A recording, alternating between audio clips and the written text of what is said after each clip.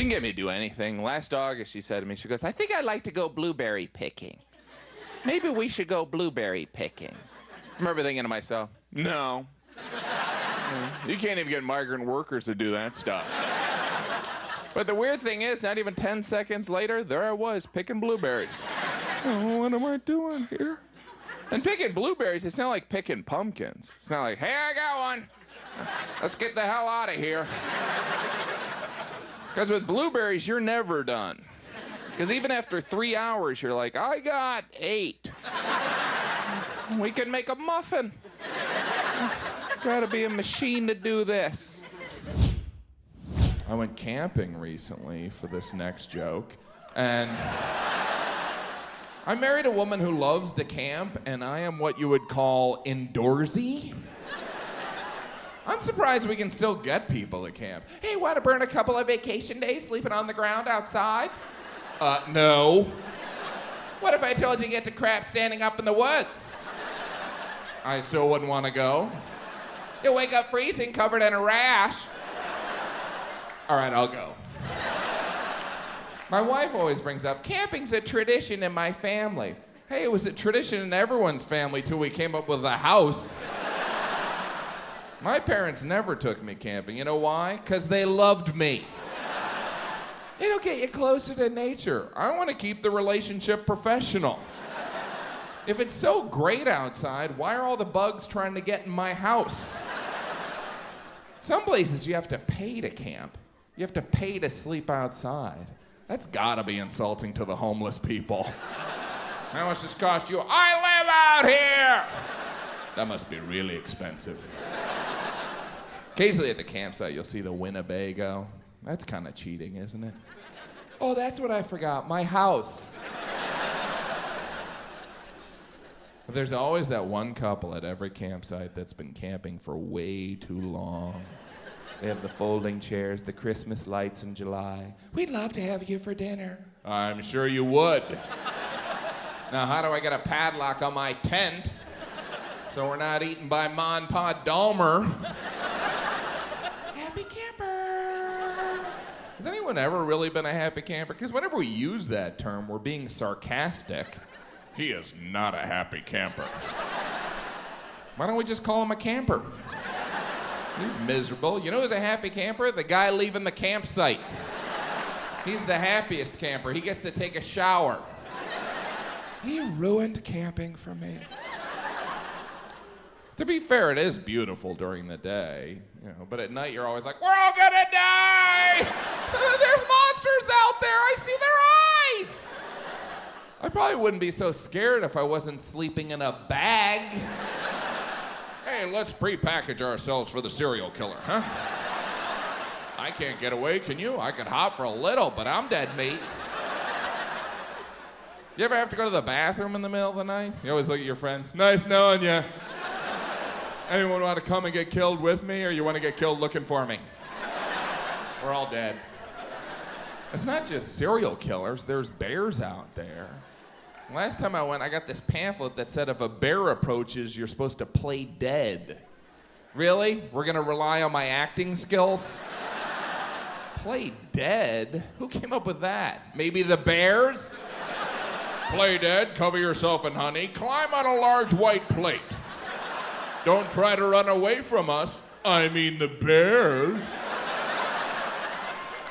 How does that even work? There's a bear. Hope the bear thinks we die standing up. As if bears have some ethical code. I don't mess with dead bodies. I'm a bear, not an animal. That was the worst impression of a bear ever. Play dead. I'm not saying that strategy didn't work once, but when they find a body that's been mauled by a bear, how do they know that guy wasn't playing dead?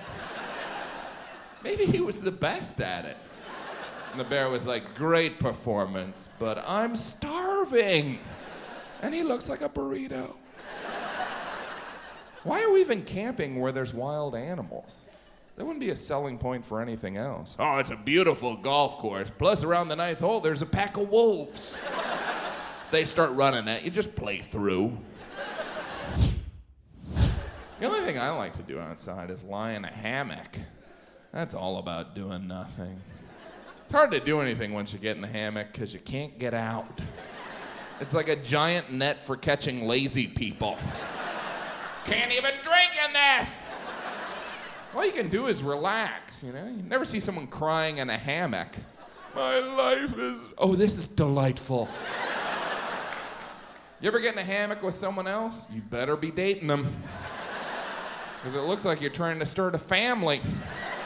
I got in a hammock with my cousin. He still won't talk to me. He made the hammock a dirty thing. I do love whales. Went whale watching. I don't know if you've ever done that. We were sitting there for a couple hours, and then I saw a whale, and I tell you, I realized I had wasted half a day. I had paid $100 to see something I wouldn't watch on television. We were told by the captain, or more accurately, slurred at. By the way, when are you a captain and when are you just a drunk guy with a boat?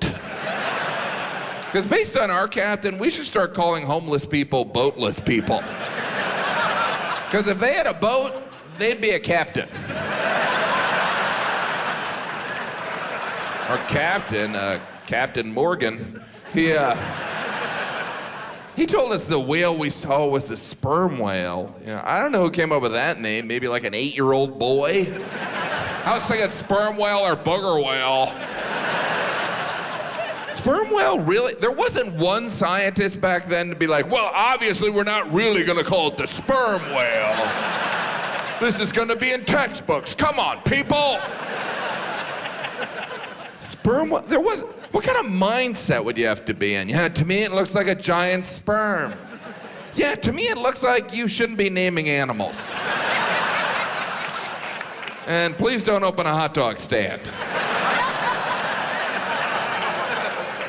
Even if I thought something looked like a sperm, I wouldn't admit it. Jan, what do you think that whale looks like? Well, it certainly doesn't look like a sperm. Let's get that out of the way. Even if I was asked to look through a microscope and identify sperm, I'd be like, oh, look at that, miniature whales.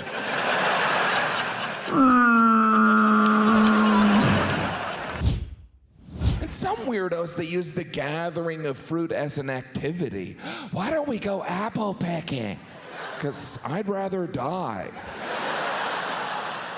You have to pay to pick apples. Okay, how much do I owe you to work for you for free?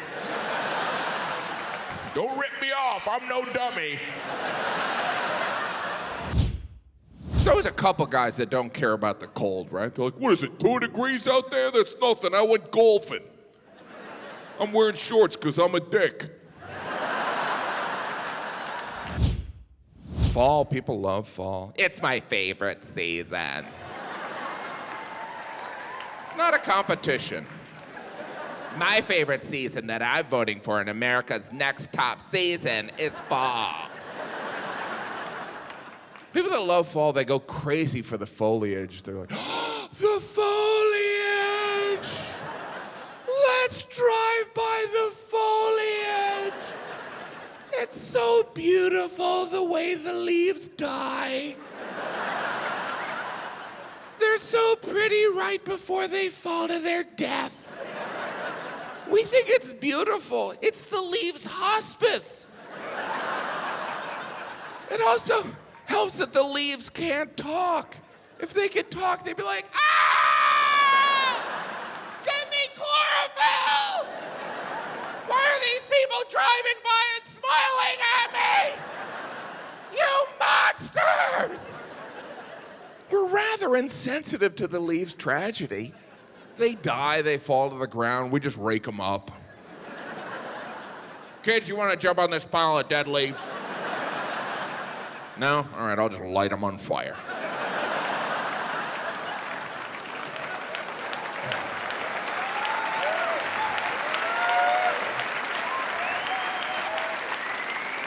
The poor leaves, all they know is spring and summer.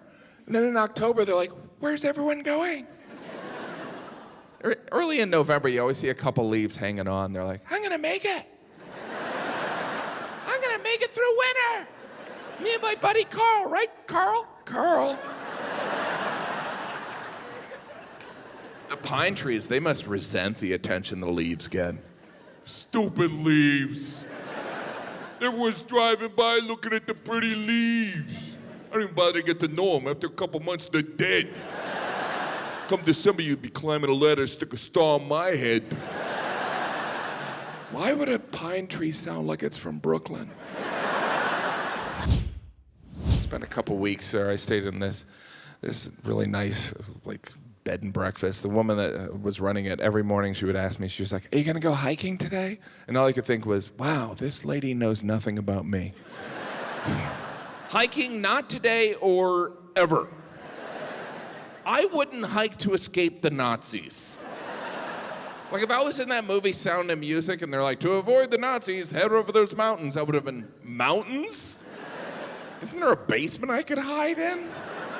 I mean, like a finished basement, yeah. One with like a keg on an NFL season pass, you know what I'm talking about? I've been hiking. The first thing you notice when you go hiking is it's a mistake. Oh, we're not walking anywhere in particular. There's nothing at the end of this trail. There's no bar or restaurant. Not even a vending machine. We're just idiots. There's always that moment when you go hiking when you realize, oh no, now we have to walk back. There's no exit through the gift shop. I want to like hiking. It's like horseback riding. You want to like it, and then you get on a horse and you're like, that's right, I'm not a 12-year-old girl. Get me off this poor animal. But hiking is huge. It's huge. There's hiking clothing. There's clothing for walking outside. I thought all clothing was for walking outside.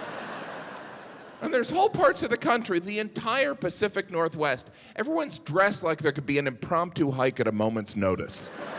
Well, I'm going for a coffee, but you never know what a hike might break out. So I'll put on some sturdy shoes and a breathable fleece. That joke was brought to you by Patagonia.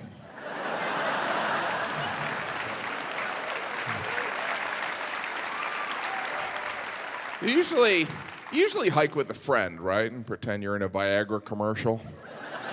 How is your erectile dysfunction? There's always that solo hiker that looks like they just got rid of a body. Was that guy with someone? Why is he carrying a garbage bag? Is that Dexter? Why'd you ask me to walk in the woods? But it's not just walking. Hiking involves an unnecessary amount of climbing.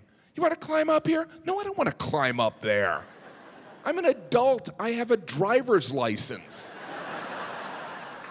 I don't like climbing. I don't like climbing into an SUV.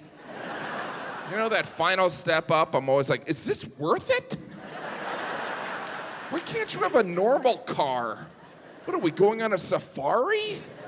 I better see a damn elephant if I'm climbing into your gas guzzler. But once you get in an SUV, you're always like, oh yeah, let's invade Iraq.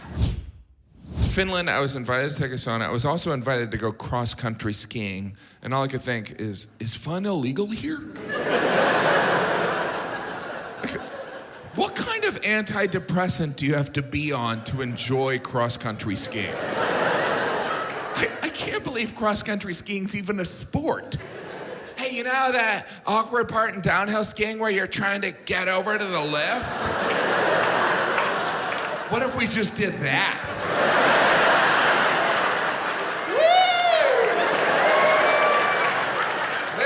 Fun.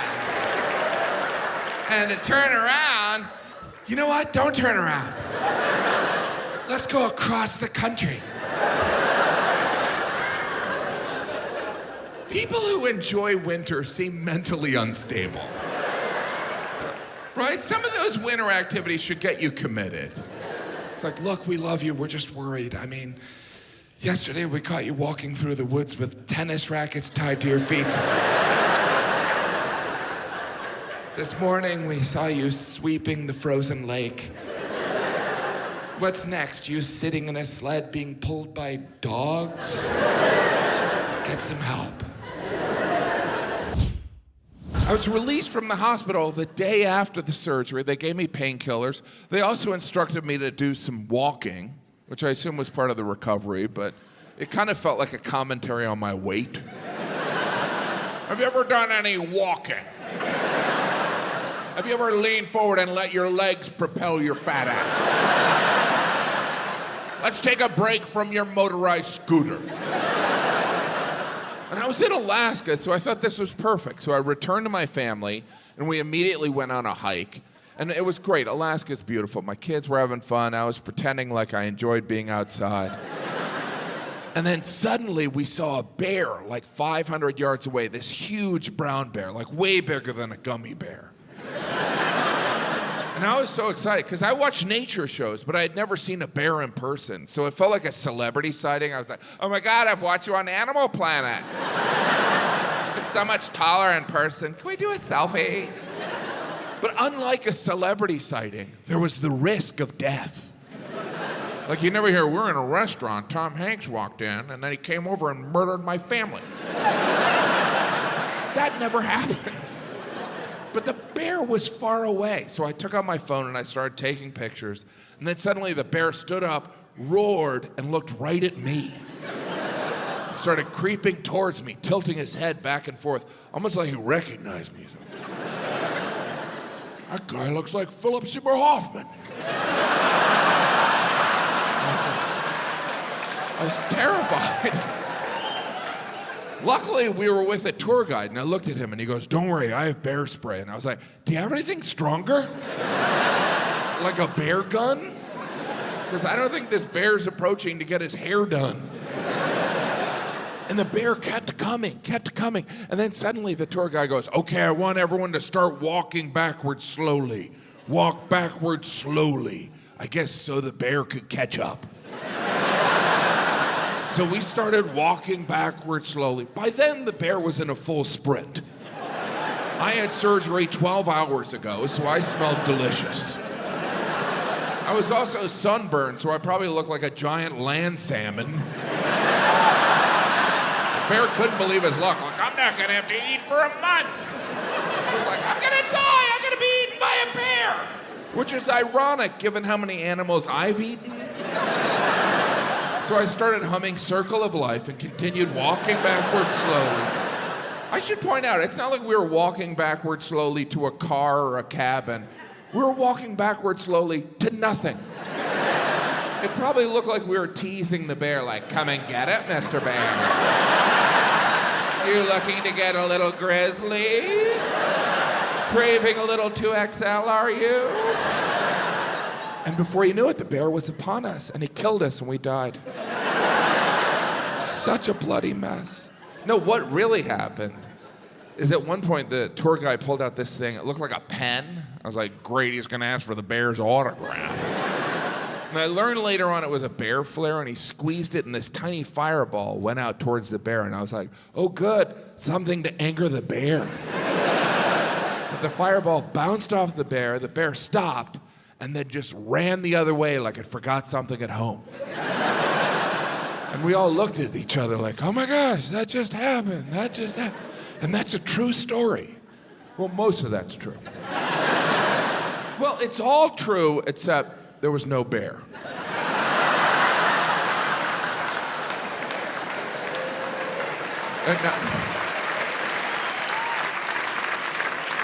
There was a bear. I did have an opportunity to go on a safari, which was unbelievable. It was breathtaking how bad the Wi-Fi was. I went on a safari, which is just a fancy word for animal stalking. Because that's what you do on a safari. You follow animals and watch them. You're like,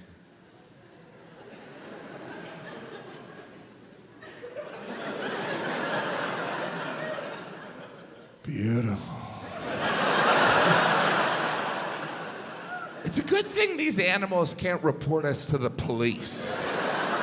The officer, that fat guy in the untucked shirt, followed me for an hour this morning. I woke up and he was taking pictures of me and my family. We were naked. Yeah, the guy who looks like Philip Seymour Hoffman. On the safari, I saw one animal kill another animal, and intellectually, I was like, I don't want to see that. But emotionally, in the moment, I was like, get him. My kids were totally savage about it. They're like, come, I want blood. My kids were with me. My kids were poorly behaved on a safari. They're 6 and 7, and animals would walk by like savages. Well, I was in St. John yesterday. I saw the reversing falls. I was like, wow. I mean, I didn't know. I mean, I wasn't expecting much. You know what I mean? It's not like I wasn't expecting that movie Avatar, but I didn't think it would be less impressive than a toilet flushing. This guy is a jerk. He's a jerk who's done research. I was invited to go sliding, which was exciting. I turned them down because I'm an adult.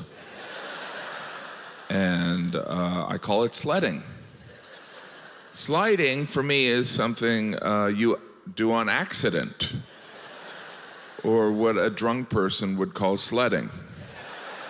You want to go sliding, slipping? You want to get injured? Do you want to get injured? You guys call sliding? You call sledding sliding, but you slide on a sled, but you sled on a skidoo. All right, okay, sure. Sure, and the Americans are weird. Okay. Hi, thanks for watching. Hit subscribe if you want. If you want to see more stand-up, I have more stand-up, or if you want to see an original show like Let's Get Cooking or the Mike and Pat Show, that's available on my channel. But also, just know that I'll be posting a new video every day during this pandemic or until the world ends. Please hit subscribe and turn on your alert or notification button.